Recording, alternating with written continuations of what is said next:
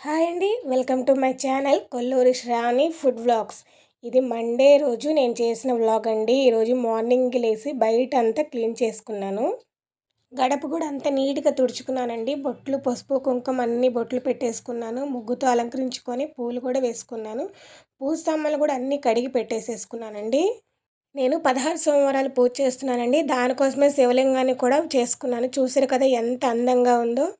దేవుడి దగ్గరది పని అంతా అయిపోయిందండి. ఇప్పుడు ప్రసాదం చేస్తాను. ఒక గిన్నెలో నెయ్యి వేసుకొని జీడిపప్పు, కిస్మిస్, యాలక్కాయలు వేసి ఫ్రై చేయండి. దానిలోనే ఒక కప్పు గోధుమ రవ్వ కూడా వేసి ఫ్రై చేసుకోండి. చూసారు కదండి, బాగా ఫ్రై అయింది. నేను వేడి నీళ్ళు కూడా పెట్టుకున్నాను. ఇప్పుడు ఆ వేడి నీళ్ళని మనం పెట్టుకున్న గోధుమ రవ్వలో వేసి బాగా ఉడికించాలి. అది బాగా ఉడికిన తర్వాత ఒక కప్పు షుగర్ కూడా వేసి బాగా ఉడికించుకోండి.